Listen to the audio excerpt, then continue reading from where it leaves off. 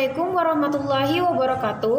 Perkenalkan, nama saya Nur Hijriani Sahwa, nomor urut 16 dari kelas 11 Gregor Mendel. Saya ingin mempresentasikan uji kompetensi bab 2, Sistem dan Dinamika Demokrasi Pancasila.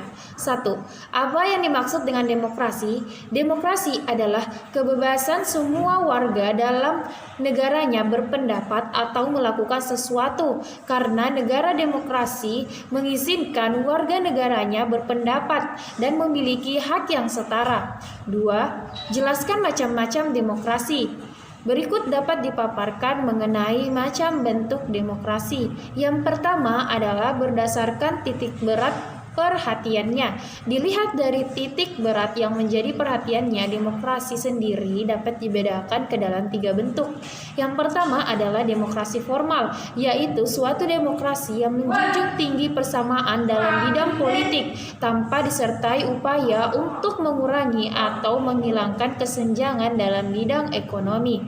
Yang kedua adalah demokrasi material, yaitu demokrasi yang dititik beratkan pada upaya menghilangkan perbedaan dalam bidang ekonomi, sedangkan persamaan dalam bidang politik kurang diperhatikan, bahkan kadang-kadang dihilangkan. Yang ketiga adalah demokrasi gabungan, yaitu bentuk demokrasi yang mengambil kebaikan serta membuang keburukan dari bentuk demokrasi formal dan material.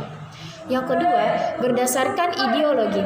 Berdasarkan ideologi yang menjadi landasannya, demokrasi dapat dibedakan ke dalam 2 bentuk. Yang pertama adalah demokrasi konstitusional dan yang kedua atau yang disebut dengan demokrasi liberal. Yang kedua adalah demokrasi rakyat atau demokrasi proletar. Yang ketiga, berdasarkan proses penyaluran kehendak rakyat. Menurut cara penyaluran kehendak rakyat, demokrasi dapat dibedakan ke dalam 2 bentuk. Yang pertama adalah demokrasi langsung dan yang kedua adalah demokrasi tidak langsung. Soal yang ketiga, yakni jelaskan soko guru demokrasi universal. Soko guru demokrasi sebagai berikut dapat dijabarkan. Yang pertama adalah kedaulatan rakyat. Yang kedua, pemerintah berdasarkan persetujuan dari yang diperintah. Yang ketiga, kekuasaan mayoritas. Yang keempat, hak-hak minoritas. Kelima, jaminan hak-hak asasi manusia. Keenam, pemilihan yang bebas dan jujur. 7, persamaan di depan hukum. Yang kedelapan, proses hukum yang wajar. 9, pembatasan pemerintahan secara konstitusional. Dan yang ke-10 adalah pluralisme sosial, ekonomi, dan politik, dan nilai-nilai toleransi pragmatisme. Soal yang keempat, jelaskan nilai demokrasi Pancasila jika dibandingkan dengan demokrasi lainnya. Demokrasi Pancasila memiliki nilai lebih jika dibandingkan dengan demokrasi di negara lain. Demokrasi Pancasila mengandung beberapa nilai moral yang bersumber dari Pancasila, yaitu pertama, persamaan bagi seluruh rakyat Indonesia. Yang kedua, keseimbangan antara hak dan kewajiban. Yang ketiga, pelaksanaan kebebasan yang dipertanggungjawabkan secara moral kepada Tuhan Yang Maha Esa, diri sendiri, dan orang lain. Yang keempat, mewujudkan rasa keadilan sosial. Yang kelima, pengambilan keputusan dengan musyawarah mufakat. Yang keenam, mengutamakan persatuan nasional dan kekeluargaan. Yang ketujuh, menjunjung tinggi tujuan dan cita-cita nasional. Soal kelima, buktikan bahwa negara Indonesia adalah negara demokratis baik secara normatif maupun empirik.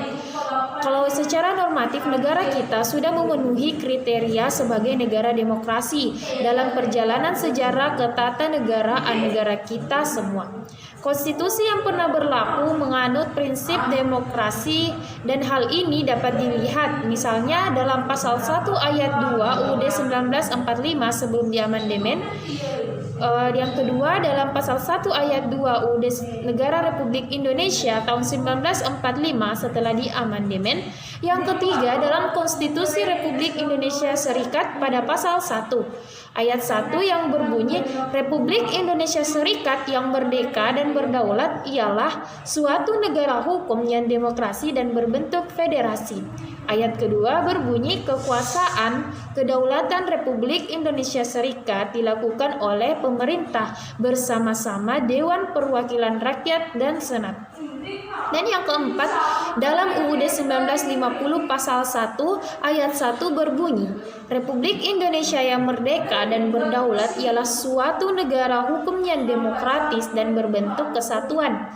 Dan ayat 2 berbunyi, kedaulatan Republik Indonesia adalah di tangan rakyat dan dilakukan oleh pemerintah bersama-sama dengan Dewan Perwakilan Rakyat.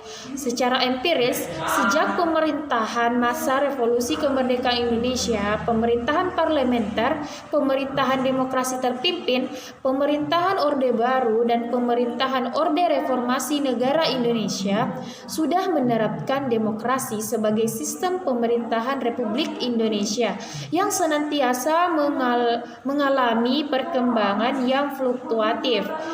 Dan soal yang keenam, kemukakan prinsip-prinsip yang perlu dilaksanakan untuk mewujudkan kehidupan yang demokratis. Prinsip-prinsip yang perlu dilaksanakan untuk mewujudkan kehidupan yang demokratis adalah sebagai berikut.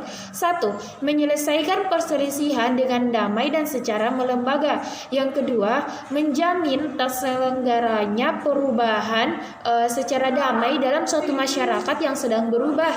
Yang ketiga, menyelenggarakan pergantian pimpinan secara teratur. Yang keempat, membatasi pemakaian kekerasan sampai minuman. Yang kelima, mengakui serta menganggap wajar adanya keanekaragaman. Dan yang keenam adalah menjamin tegaknya keadilan. Mungkin itu saja yang dapat saya sampaikan. Kurang dan lebihnya mohon dimaafkan. Wabillahi taufiq wal hidayah. Wassalamualaikum warahmatullahi wabarakatuh.